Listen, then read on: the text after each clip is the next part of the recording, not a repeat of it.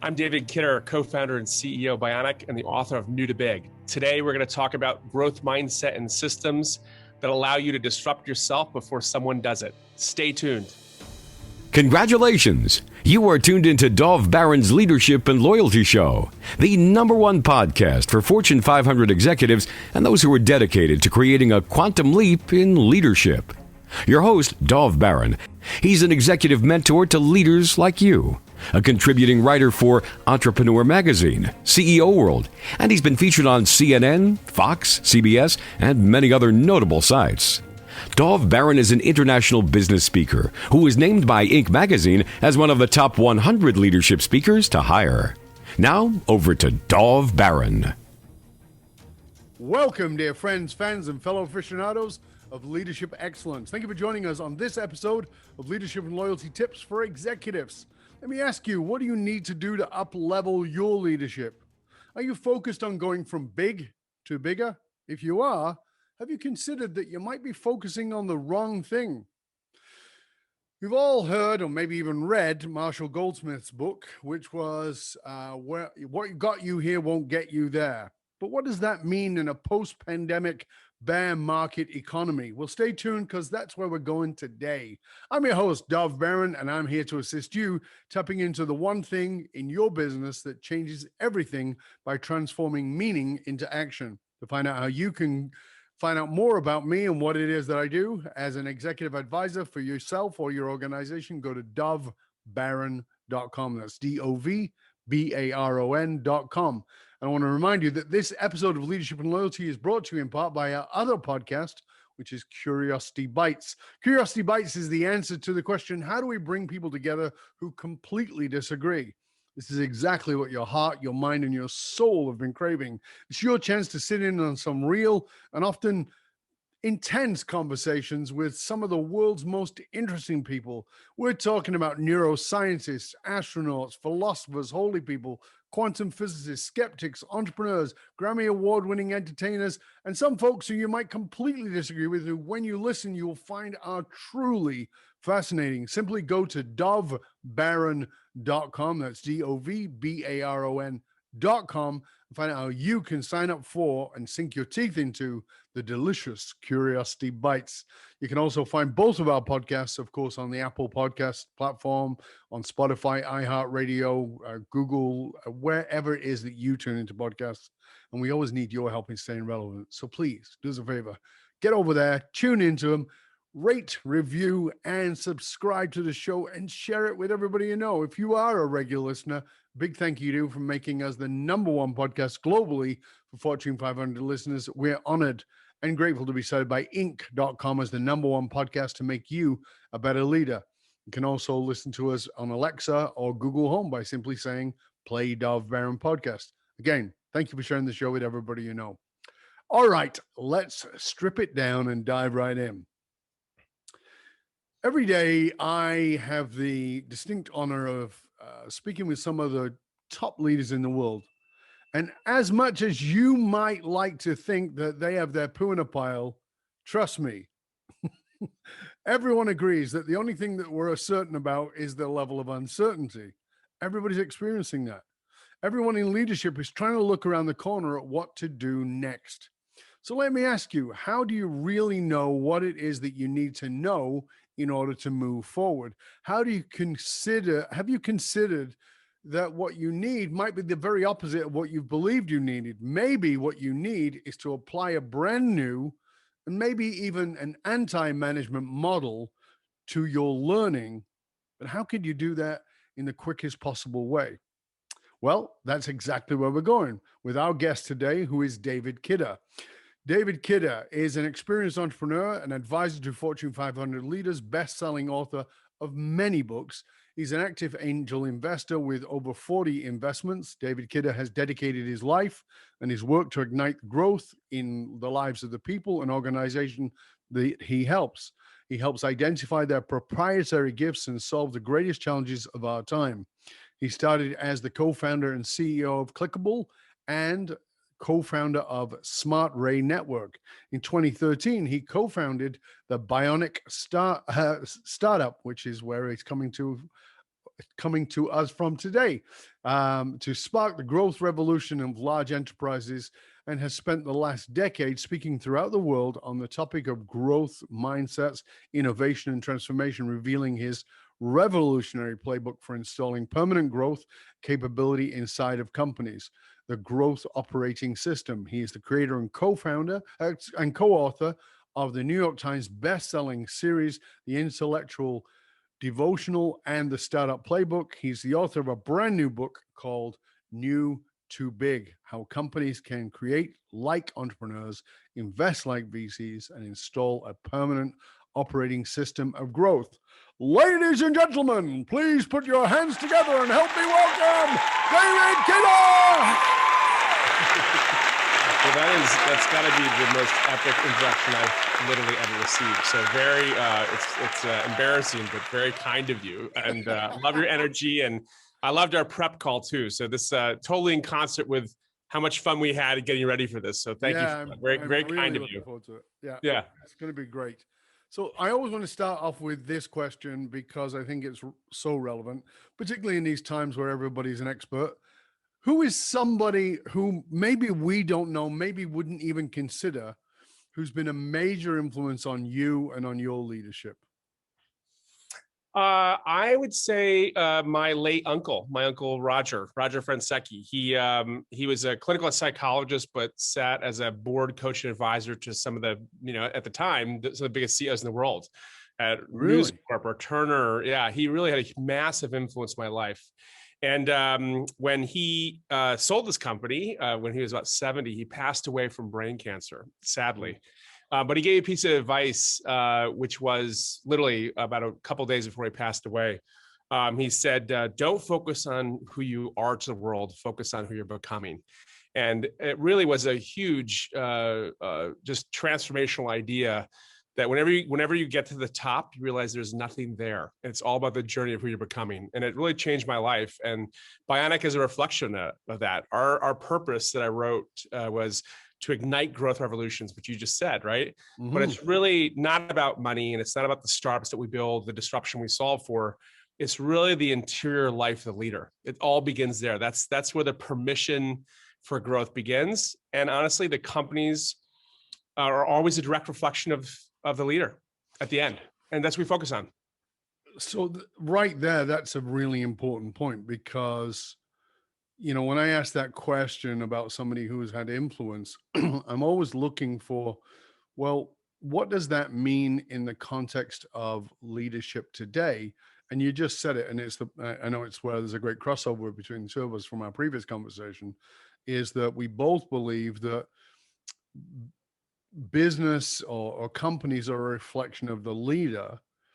But there's also another piece here, Dave, and I really want to bring this to you, which is you and I both know that there is a founder who might be a leader, who might be a CEO, but who may end up being a board member, or there's a board that, because there's shares, there's a board that controls a lot of stuff. And a lot of the time that essence of that leader, that stuff that really put them in the place of wanting to create something, is now sidelined in order to take care of the bottom line.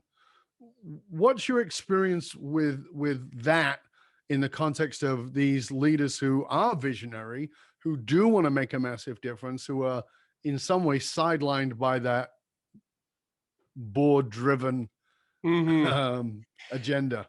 Yeah, I mean, on the one hand, like, I guess incentives drive everything, right? You always get what you pay for. And over the last, ever since the sort of dawn of the sort of like shareholder value concept, that the great overlord of every organization is the board and ultimately the shareholder.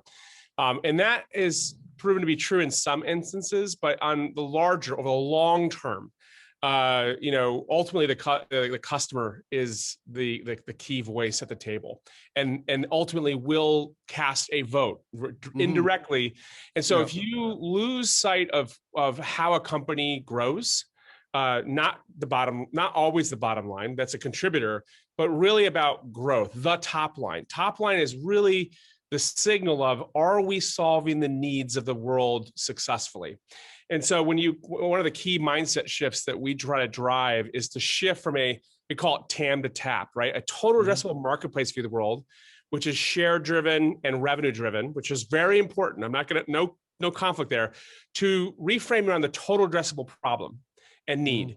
And that's a really profound question, which is like, who is the customer? What is the problem or need that we're born to do and solve? And when companies lose sight of that, they really go for share and revenue only as the only metric. That's when disruption occurs. They actually lose the obsession that has made them successful is lost. And I call this refounding. That's a refounding moment. And whether that happens because of the nature of your markets, or more importantly, an outside force, right? Disruption happens because you don't control it. The needs have changed, it's dislocated, it's moved away from you. Our job is to refound and adapt. And so that's as much about how you think as it what you do. And when we address both of those things in the work we do at Bionic. So what you said again is important because the focus, the commitment of shareholder value is so fierce that I feel, in my work and work that we do with companies and leaders, is often it's that laser focus on that actually strangles and suffocates the business from being what it can really be. I mean, you and I both know the saying that a company is often restricted in its growth by its founder, right? Because it gets too big for that person to handle, and then they start pulling it in. But it also becomes just as strangulated by this focus on profit. And I often will point out to, I don't know if you know, as in the person I'm talking to at the time, I say, I don't know if you know, but who the richest guy in the world is. And they go, yeah, it's Jeff Bezos. Great. Okay. Do you know how long it took for his company to become profitable? And they go, no. Oh, it ran at a massive loss for years and years and years. And everybody's like, what the hell's with this? Because it broke that model. And guess what? It's the fastest growing company in the world and the richest guy in the world. So how do we get people to understand that, David? I mean, I know you're working with, the very best of the best, the biggest of the biggest. How do you get people to go, hold on a second, you want me to put the bottom line not right at the front? Yeah. So I think, language matters a lot. And so I people tease me about jargon, but I think of it in the context of language. So if you read the book New to Big, which describes this in detail with a way to think and work differently, the idea that venture capital and entrepreneurship are forms of management. So in the same way, you go to graduate school to administrate an existing asset, that big to bigger, right? Which is about share and efficiency and optimization. And we have tools like lean manufacturing, Six Sigma, supply chain, all those tools, all those things that build up to create efficiency is designed to defeat risk. So doing innovation or growth inside the context of administrating that big to bigger is at war with its purpose. It's literally at war with purpose, which is why true disruption and true growth on an everyday basis cannot be done in the same way of thinking and working. And that's why we have that. It's an important skill. So we're not going to conflate the conflict. We're going to say it can't be done. We need a new form of management. And the reason why this is so important is that it can be learned. And I think in the lore of like getting to the top, if you read kind of like the good to great storylines that are important in the big to bigger, there really is a moment today where we see good to great to growth. You see refounding moments. Satya Nadella at Microsoft, driving growth mindset. He's borrowing from some of the great leaders today. You mentioned Bezos. Bezos has been writing now for 20 plus years, 25 years, this concept of a day one mindset. Well, what does that mean? It means that in the beginning, on day one, the energy, purpose, and opportunity and permission is in the room to do whatever it takes to solve the need. And when you start holding the permission back, now we don't have the advantage of disruptors like startups because they can solve the problem in any way they want, not just making their product work, but solving a need. And this is so fundamental because what we're doing is we're shifting from the inside out to the outside in. no longer making products for customers out of R&D over the wall, which is fatal, by the way, technology in search of a problem, to the outside in, right? Where we're solving the need with customers, because when you're going after disruption, customers can't tell you. They don't know. It's only with them that they can show you through experimentation and learning where the need and behavior is going, because behaviors don't lie. It's do versus say. So how we think, how we work, how we organize ourselves, our capital, our teams to go on offense, to take the beaches before we take the country, is about learning velocity. And it's also about truth. And that's really the heart of this, is how fast does my organization learn inside? Is it in equilibrium or asymmetry with the outside world? Do I have learning velocity that's equal to the change outside? And the second part is, are people telling me the truth? If I launch 5 ideas a year and they all have to work, everyone's lying. It's a zombie factory. We need to lower the cost of failure, radically increase the volume of experiments and failure to be taught the answer, as opposed to go to the market with the answer, so people can tell us the truth. And I love this business because ultimately that meaning of truth is at the center of this. And that's a question every CEO should be asking. But you bring up something there that I think is foundational as a problem that I am confronted with constantly. So, somebody will say to me that, like, as an example, they'll bring me in and I go, I want you to know, like, they're running $1 billion organization. And I say, and this is my opening sort of line. I want you to know I've never run $1 billion organization. And they go, yeah, we were thinking about that. And maybe that's why you're not a fit. And I'm like, that's exactly why I am a fit. I don't own a smoke machine. I'm not going to blow smoke up your skirt. I'm not going to tell you what you want to hear. The basic problem is the more elevated one gets, the more difficult it is to get to the truth. We've all seen, the example I give is, we've all seen the red carpet, and the person who walks down the red carpet in the ugliest outfit you've ever seen in your life, and you're going, doesn't this person have somebody who could tell them the truth?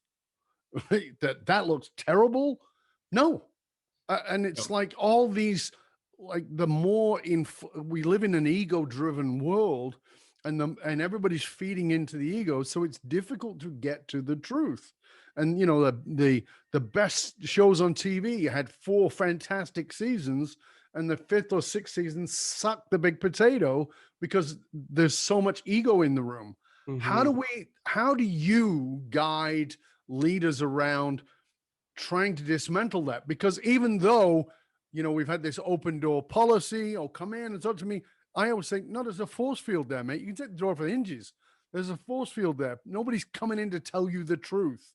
And they go, why? And I say, here's the experiment. Who's your number one person who answers to you? They go, oh, that's John. Great. Fantastic. What's John's number one job? And they'll tell me, and I go, you're wrong. And they go, no, I'm right. It's my business. And I go, no, you're wrong. John's number one job is to keep you happy because you sign his check. Mm-hmm. That's it. So he's not going to come and say, listen, you're a dick and you don't know what you're talking about. So how do you confront that? Because I know you do. And I want to get to that. I'd say the first is awareness and safety. It's like you have to have them experiencing something. So you have to do it with them. So this is about skill and experience and safety, so that they feel that what got them to the top, right? All those 30-year careers to get them there is not at risk. And it's not, because it's a very different skill, right? But they also don't need to take 30 years to get there to become a growth leader, because one of the most powerful things they can do is change the lenses they view the world through, right? Because if they can just open the lenses and look at breaking down biases to get into and the distinction between planning and discovery. Big to bigger can plan, because past history is a great predictor of future outcome. When you get disrupted, that value of that history, that working history, is now less valuable. We need new history, new data. That can only come through a different model and new discovery. And here's the secret, is that this is just backed up by science. So for example, in portfolio theory, 70% of all the money you ever make comes from 7% of the capital you deployed. So if I do 100 things, 7 or 100 million, 7 million of those returns, of those results will produce all of the unbounded returns. So 7 out of 100. So that means a manager is going to think, well, how come we can't just do more of those 7s? Right? Just do those, right? And reality is it's the 93 that fail that teach you which are the 7. So if you spend all your money, a lot of money on those, making those 93 out of this 100 work, you're lighting your money on fire. So we want to experiment to stop things, kill bad ideas, and in many cases, reset zombie ideas so we can be taught what are the right ones. And here's why. When you go back to the beginning and you say, well, what are the 7 of the 100 to invest in? They have 2 decision signals, investment signals. One is high conviction. And that describes a subset of why us and why now, right? What's our proprietary gift? And secondly, what's the outside force? And what that does is it recognizes that when growth happens, it's happening to you, right? It's not happening because of your balance sheet and brand. It's because it's happening in the world and you're there to meet the behavior. That's a totally different set of mindset and signals, okay? That's very hard because you don't control it. It's about being there when it happens. So a lot of corporate bets are prematurely scaled technology in search of problem that are not on time. And so they quit it. And 3 years later, a startup comes around and wins the whole space and get disrupted. They're like, we had that same idea. But the problem is you weren't there when it happened. You're dead. Or you're late and you spend $1 billion to buy it and destroy your balance sheet, which is also true. The second signal is non-consensus. You make all of your money from ideas in the beginning that have the highest disagreement rate. So conversely, if you have consensus and you're going for growth to solve disruption, you're basically screwed. You have to be comfortable in the mindset based in science and data as a leadership level of high conviction, non-consensus portfolios in new customer problems or needs from the outside in that are designed to discover, which means you as a leader have to break your addiction to being right. This is about ambidextrous leadership, the ability to operate and create. And that is around permission and questions. It's just skill and mindset. And when that happens and you organize a system, which we do, it unlocks the whole company and everyone goes on offense. It's amazing when it happens. But that idea of non-consensus is so threatening to the old model because the old model is exactly, I mean, you and I talked about this last time, the old model is entirely based on being right. So and it's the language of 2 generations ago, but I've paid my dues. I climbed the corporate ladder. I got to the top. I've got all this experience and knowledge, and that's why I'm in this position. So if you have a problem, you come to me because I am the great I am. And as a result, everything goes through me. Now we're crushing creativity. It's squashed. It's suffocated. And even if I'm wrong, I'm never going to admit it. Right? I'm never going to admit it. Yep. Right. And so, when people asked me, as an example, somebody asked me about Donald Trump years ago, and I said, whether this was before he was elected, right? And I said, I want to give him a chance. And my wife was not in favor of that, but I was like, I want to give him a chance. And I said, but here's my number 1 issue with him. And they go, what is morality? No, not that. What's your number 1 issue? My number 1 issue with him is he said, I have never apologized and I never will. So in other words, that commitment to the egoic need to be right is so fierce that it blinds us. And that's not Donald Trump. That's any of us. And I'm just using him as an example because it's glaring, but it's happening in many companies, and as Werner Heisenberg said, sometimes you have to wait for the old guard to die in order for things to change. So how do we get around that? You're obviously dealing with leaders who are of that generation that are in that rigidity, who feel like, why should I listen? I've got the experience. How do you get them around it? I mean, there's a lot of reasons why someone would do this. Well, one is they either face a existential crisis because of a declining industry. The industry is getting smaller, or there's a technology disruption. And that's kind of the classic Clay Christensen innovator's dilemma view of the world. And He's a beloved thought leader, and he endorsed our book, which is an amazing thing, including Adam Grant, Linda Hill, just an amazing group of thought leaders in that regard. But I think that there's the outside forces, technology and markets. There's boards, right? There's the activity of your competitors, right? So we work with P&G at the top, or at the CEO level, and all the divisions. You know, it was really Dollar Shave Club, Unilever going out on offense, big expensive acquisition, massive.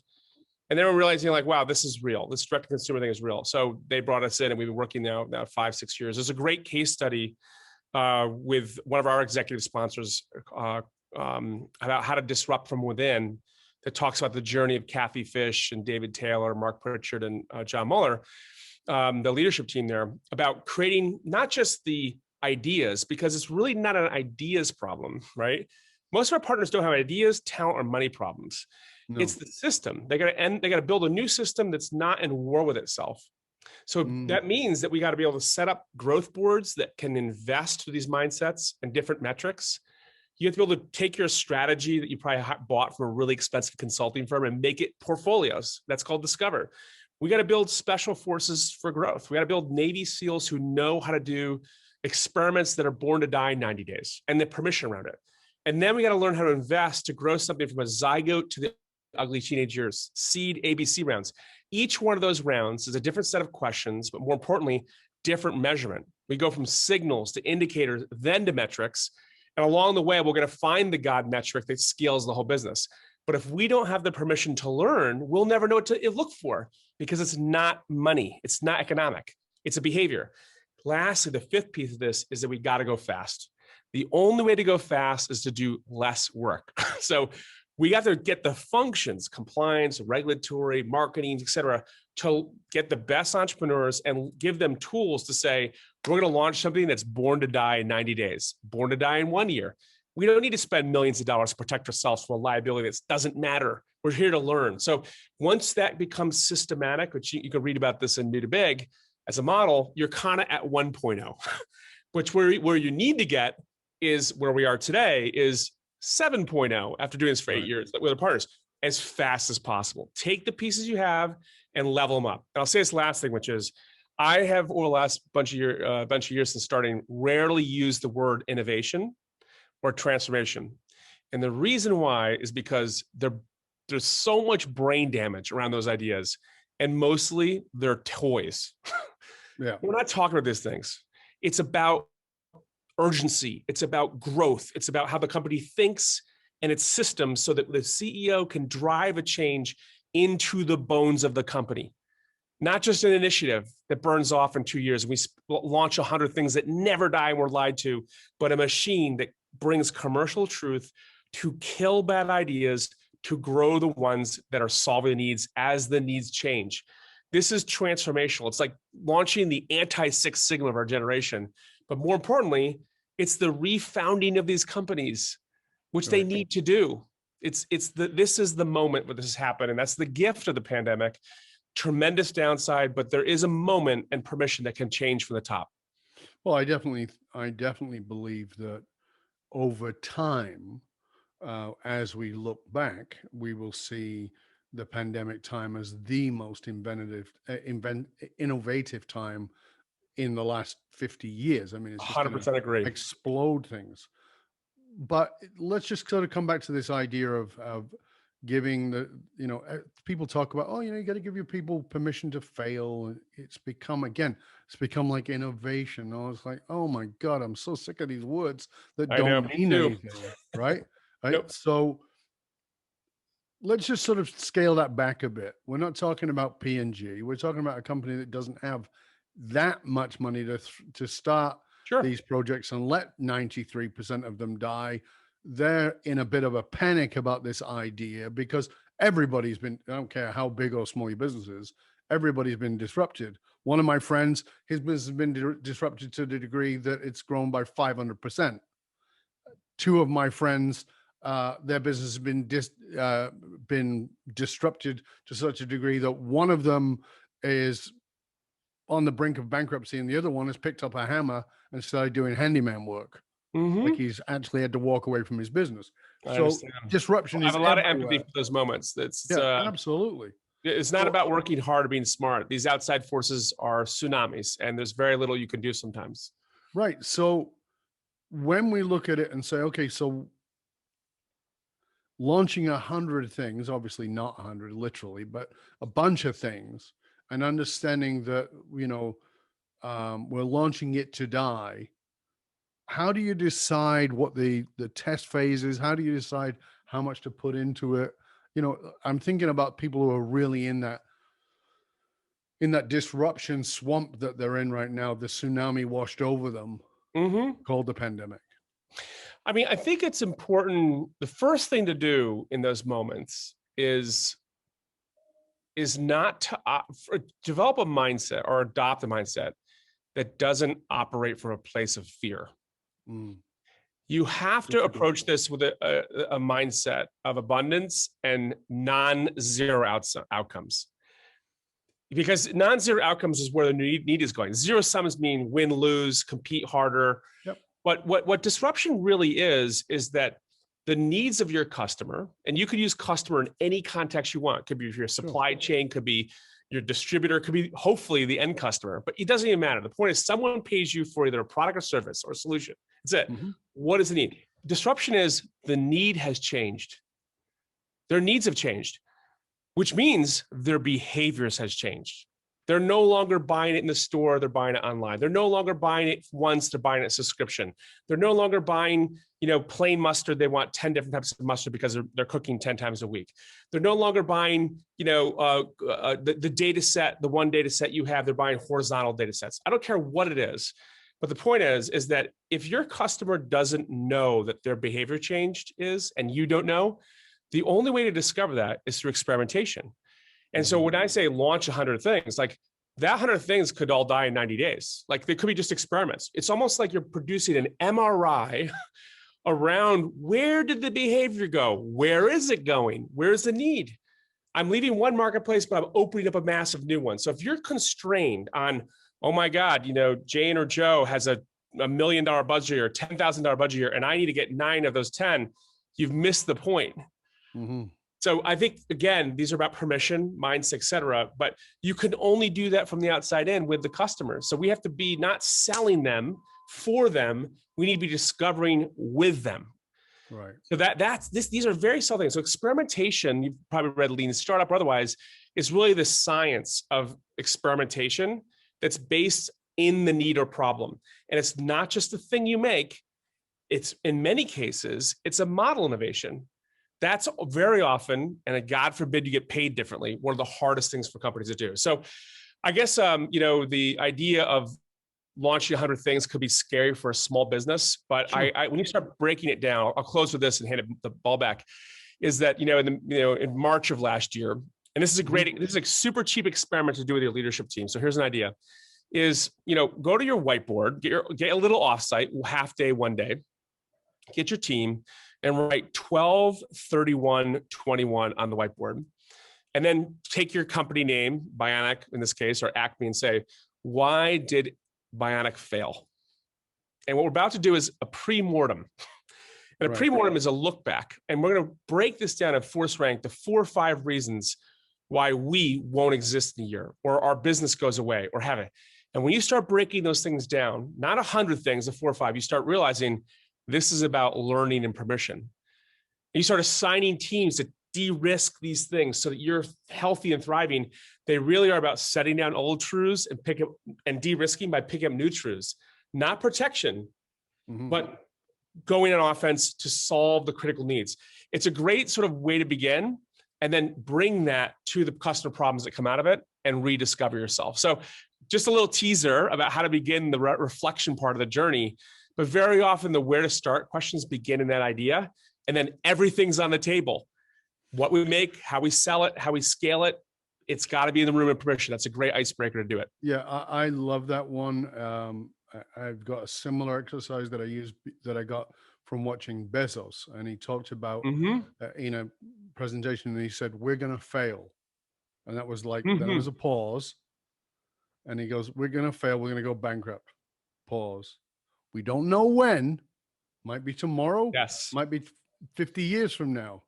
But let's operate like we're going to, And so it's a very different headspace than how can we grow, which I think in many ways it puts us in a blinded situation, because again, we're back to bottom line.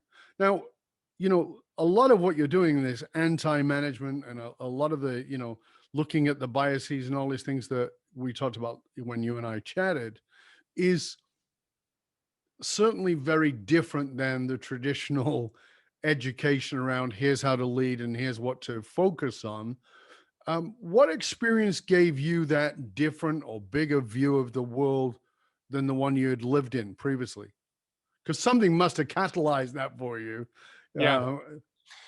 Uh, I mean, as an entrepreneur, I've had, this is my fourth company. I've had 3 venture-backed startups before, and I've all exited, but various degrees of success and failure. I mean, so I think when you go through brokenness, when you lay on the ground and you cry your eyes out, like, it changes you. And what you realize is something. One of my very close friends, David Smith, that's his name, David Smith, and he was my chief revenue officer. He called me one night in the middle of this disruptive moment with 200 employees and raised a ton of money, and he said to me, he goes, why are you accelerating the failure of the company?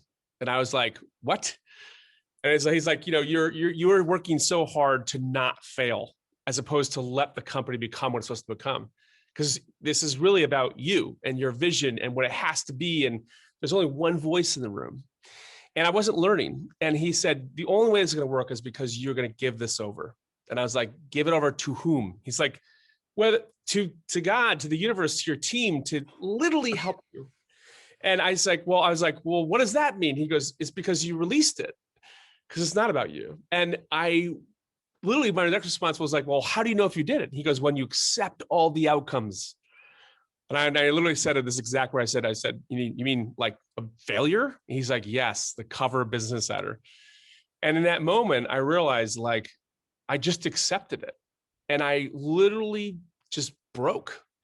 And I realized that, like, I don't control this thing. I am more than this company. I don't control it. But I'm not asking anything from it. I'm not asking for the help. I'm not asking for the learning. I'm not asking for the outcomes that I need. And I just was closed. And what's amazing is when I went through that transition of knowing you don't control, it's about leading with questions and asking teams, universe, everybody wants to help. And by the way, they have the answers. It's really the edge. And if you listen to the stories of why Intel survived, it's because, Andy Grove and the co-founders of Dave Noyce, they fired themselves and George Moore brought themselves back in, and they asked the questions, who's got answers? And the answer came from the middle of Texas, a manager who knew that Intel needed to become a consumer brand and put it on a laptop with Dell and Intel inside, and the rest is history. Launched a Super Bowl commercial within a year. That's change, because it's permission, it's acceptance, it's giving over, and it's being able to ask and organize yourself to be able to get it, that truth, back to the top, to be invested in properly. So it broke me, and that really began the journey of Bionic. I sold the company a couple months later. I wrote the startup playbook. I spent 300 hours with 45 of the best entrepreneurs in the world. Reid Hoffman of LinkedIn wrote the foreword. Elon, Sarah Blakely, Robin Chase, and others. And I asked them, how you bet your life? And they all basically said the same 5 lenses within 3 years. Proprietary gift, that's extreme focus, that's a painkiller, that's 10 times better, that's a monopoly. Not judgment, discovery. They learned those truths. And it changed my life. And then we began this company to go do this for large organizations. So that's a lot. That's a mouthful, Dov. Sorry. But there's a lot of very important, deep meaning about control and fear and giving over and asking, and the vulnerability and humility to go help build something with your team, as opposed to drive them as a shareholder value to that outcome that you think is right. Yeah, but again, you've just gone to the piece that you and I had talked about before, which is confronting the ego of the leader. Because for me, I always say there's 2 barriers to your growth. 2 obvious barriers. One is your focus on profit and the board driving that and telling you all the time that, we're not profitable enough and we're not grown by X% this year. And the other one is the ego of the leader, who can't afford to be wrong, who, because she is protecting their paycheck as well.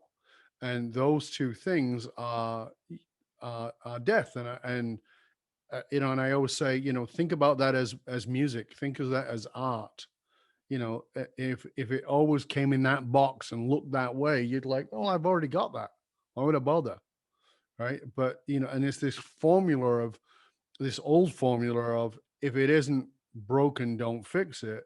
And what I always say is, if it isn't broken, break it. Mm-hmm. If it isn't broken, break it. Find a way to break it quietly, privately, and then say, well, okay, what's broken and how can we make it better? Let's find the problem before they do and fix it and evolve it. But this challenge to the ego, what you're talking about in Big to New is really a dissertation on dismantling the ego inside of a corporate environment that you and I understand, but it's like, mate, you're asking them to punch themselves in the nose and say, "Oh, that was good. I might get a better nose job out of this." Right? So that's kind of it. Yeah. I love it, but it's confronting. Yeah. It is. I think what Bionic now is 8 years. We're 60 plus people and been doing this for a long enough time to recognize you can't challenge people in a way that they feel indicted, right? So it's not really what they're doing is wrong. It's that they need to grow. They need to grow in their capabilities. They need to add. It's not versus, it's with. You were an operator, now you're a creator and an operator. And these are opposite skills. So you got your MBA, you grew and now we want to give you a system and a mindset that creates the permission for you to lead in learning, because you embody the learning. If you know the answers, you can't learn and no one else will learn. So just show up as a learner, as a CEO and a leadership team who's wants to learn, is hungry for obsession, hungry for the need, hungry to win. So that's not performance in what we know, but it's different skills. Once you do that, it's remarkable how much humility is in the room when you set the dynamic up that we're all learning something together in a new way of working and thinking, and it's systematic. It's here for forever. It's not an initiative that's going to born to die. And it's about really getting to the truth. And I think CEOs, that taps into a psychic need that they have, which is they really don't like having all the answers and they really dislike being lied to. And what's more important, deeper than that, is these are really good people in the organization that are not trying to lie. They're required to. And this cycle comes back to say they own that. That is something they own as a CEO. So I don't necessarily have to know how to do this perfectly, but if I can't create a company that's designed its soul to tell the truth, that is on them. So the rest of the stuff they can do. It's like kind of going to the gym without weights. It's like you learn a new sport or something. Very quickly they can adopt this stuff. It's a very complementary sport, so to speak, and they just throw weights on it. And if you go to the gym without a trainer, right, you kind of look like me. It's like dad bod. It's horrible, right? So if you go to a trainer, they literally transform you because they're there for truth. So you got to do it with a trainer from the outside in. And that's our job, is to bring force, skill, and scale and evidence so they don't feel alone. And we push them beyond their boundaries. I want to come back to something you spoke about earlier, because I think it's, again, compounding the insights that's needed here.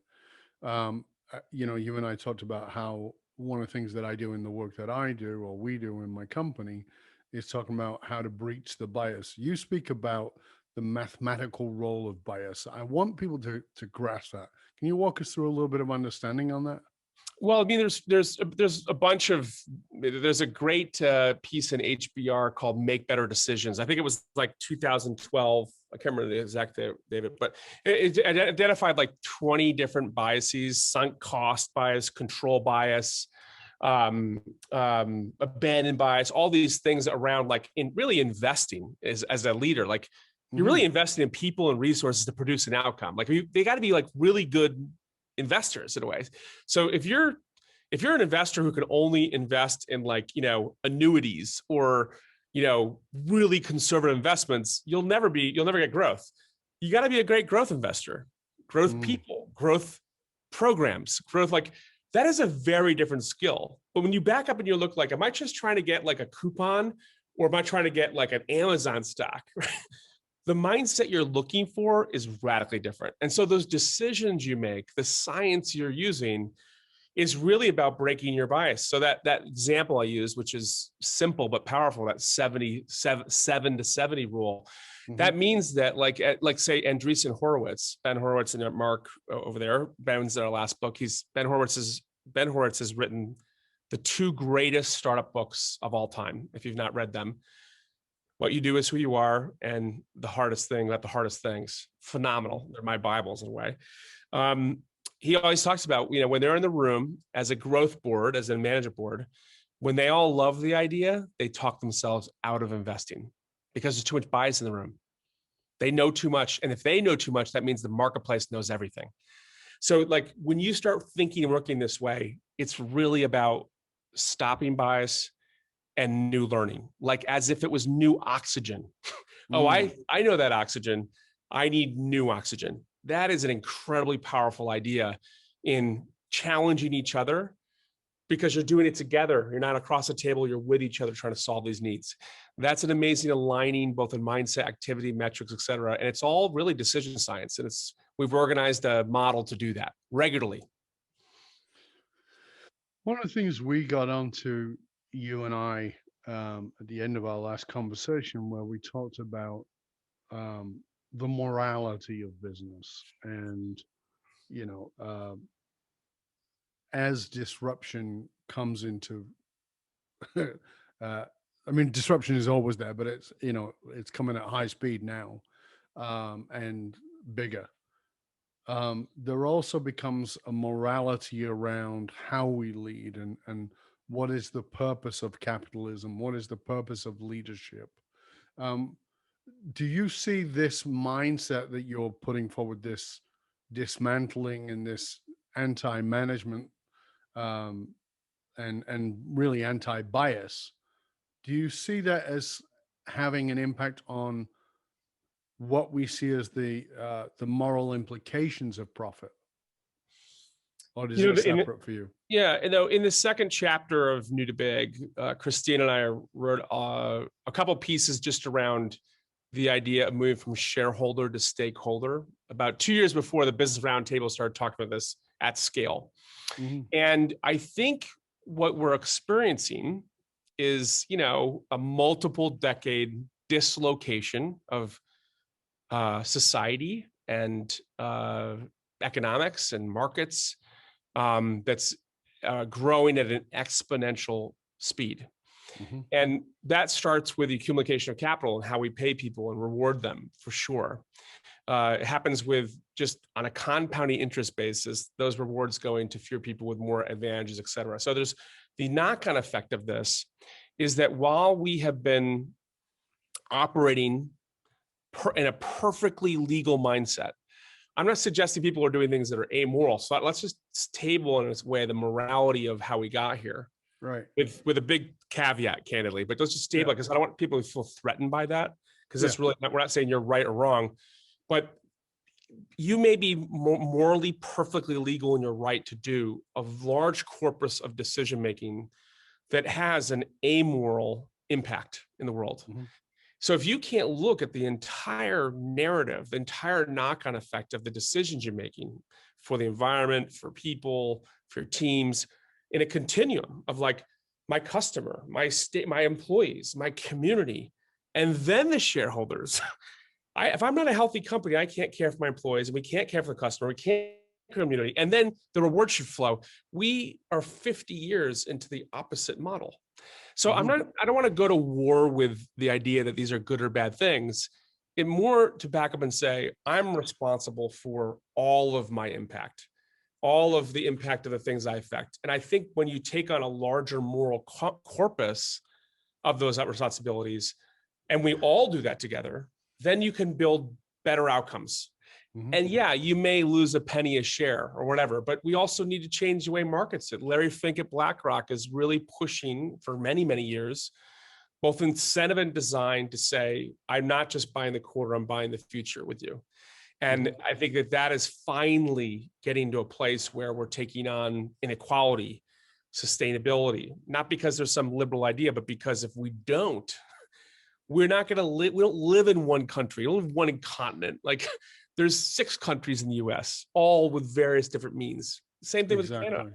So I think this is, you can wait till it shows up on your beach when your home's flooded, or quite frankly, the pitchforks at your house, but it's coming if you're not taking responsibility for all of it. And companies used to do that. And I think we need to go back to an era where we incentivize the full impact of your work and your purpose in an organization, because that's where the change happens.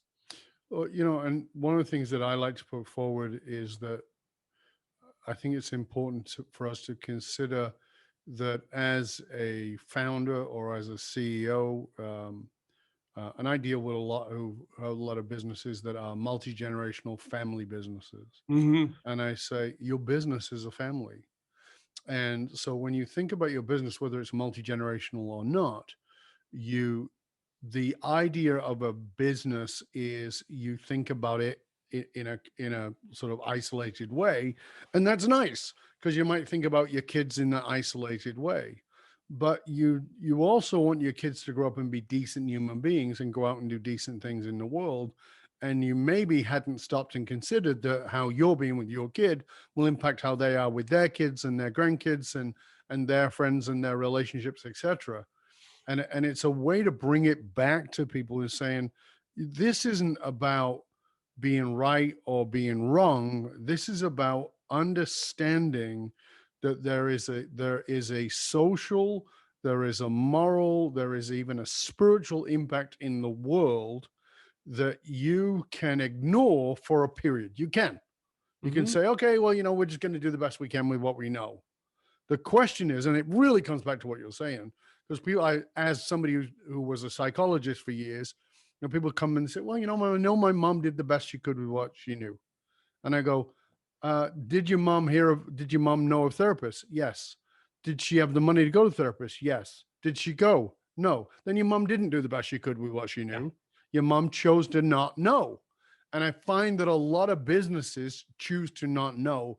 And really what you're challenging them to say is, stop clinging to what you know and be willing to know what you don't know. But that is the most difficult psychological flip, because I got to get my ego to the side and say, what if I'm a schmuck? Yeah. Yeah. I think that I think what we're saying them very, very much in concert with each other, which is, I think you have to be, you are responsible for all of the entanglement of your work and your impact. And secondly is, as a result of that, the reflection of your impact and your entanglement with all the entire corpus of all your stakeholders, so to speak, is the quality of the interior life of the company. Yes. So the stewardship here is, if the company is a reflection of me, what's the quality of my leadership and me, quite frankly? And I mean, I'm not like some lefty softy and stuff. And over the years, I'm probably somewhere in the middle on all of this. But I have learned something quite profound, which is, it probably began with I have 3 sons, and when my first son was born, my dad is this very loving psychologist. It turns out he puts his arm around me, and he doesn't give me a lot of advice, but this is quite profound. He goes, David, he said, in your life, you're going to be as a father, you're going to have a lot of hard choices to make about how to raise your kid. And in the moment of what to do, when you don't know what to do, and you won't, choose love, because it can't go wrong.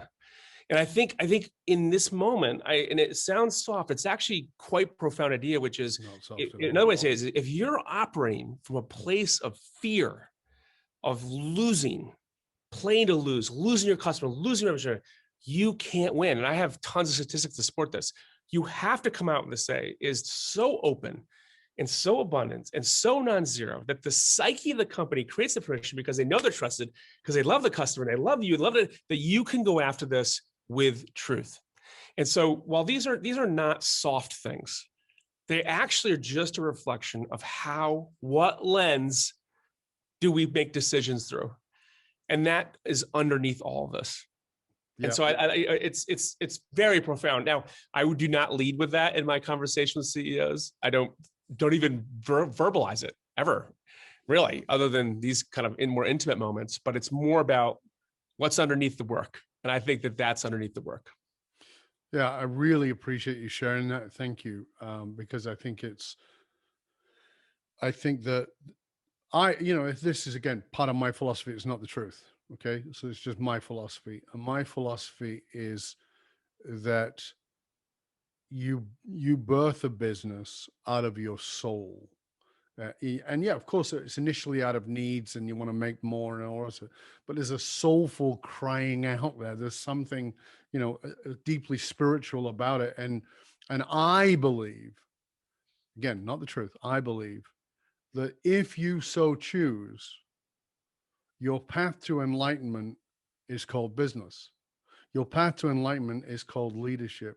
And if you understand then that as the spiritual leader of this organization, every word, every thought, every behavior I have is reflected in this pool, then I have a much bigger responsibility than a bottom line. Yes, the bottom line is important because it feeds all that. Mm-hmm. But can I sleep well at night with what I've done and to how I've done it and to who I've done it? And it's really interesting because some of the leaders I know have done, when the pandemic hit, I know one company, they laid off 40% of their workforce, not laying them off. They laid them off. That was what they thought. They'd have to let everybody go. And what they said is, no, here's what we got to do. We got to lay everybody off 40%. So what we're going to do is we're going to ask everybody to work 40% of the time and keep on. So everybody's going to take a massive cut in pay. You're only going to have to work 40%, but you're going to have some kind of income. I love it. Right. And so rather than cutting 40% of the workforce and keeping everybody at full pay, we're going to cut everybody. And by the way, the owners all took 60% cut. Yeah. They took a 60% cut and they said, we don't know how long it's for. We don't plan it to be permanent. And it's not like, oh, here's how we can cut your wages. But it was a father and a mother of a family saying, yeah, you know what? We're not going to have as much steak on our plate. Yep. Nobody is. We're going to have 2 steaks instead of 6 steaks, but we're going to divide it up between 6 of us. Yeah. And that is so beautiful.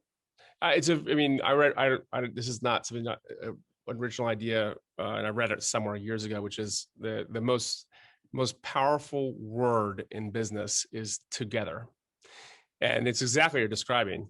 And, having been up close to some of the, literally the biggest CEOs in the world now, like, it's a very hard job. It's like you're on the hook for billions. Like, the work we do is designed to produce those outcomes, and we're accountable for it. It's very serious. The consequences are hugely serious. Yep. The gravity around it is hugely serious. So it's important to not create the war in the spirit of the company to say these are good or bad things. It's what purely to say is like, we have to care to a greater degree around all of the impact we have together.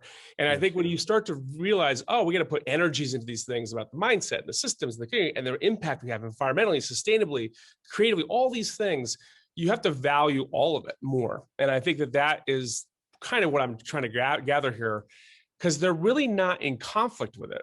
No. It's really about recognizing how difficult this is and the responsibility, and yet expanding it. And there's a way to do that without having to get into like a moral conflict or but it definitely goes beyond the perfectly legal interpretation of what you have to do. And I think that's the big challenge.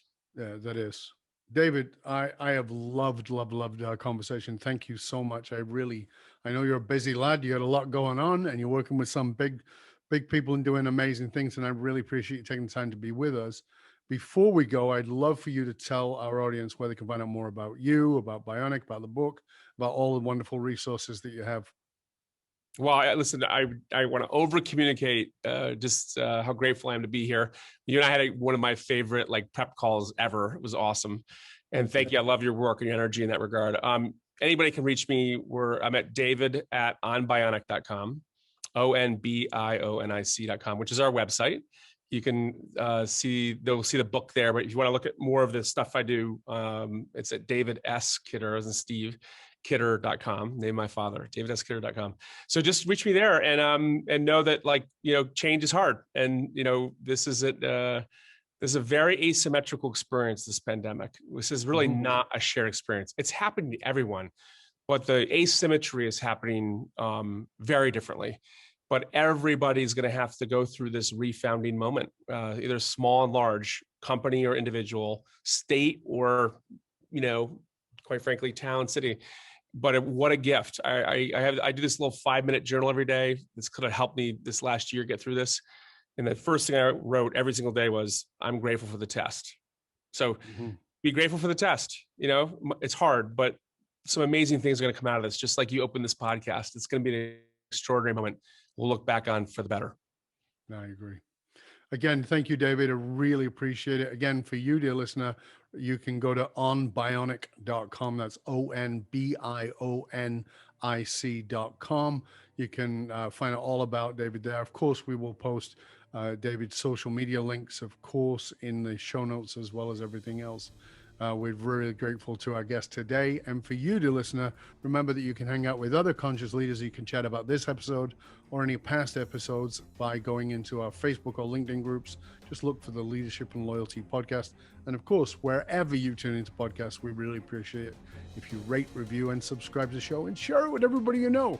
It doesn't matter how successful you are. If your employees, your customers don't understand what gives your company meaning, you're only working at a fraction of your capability.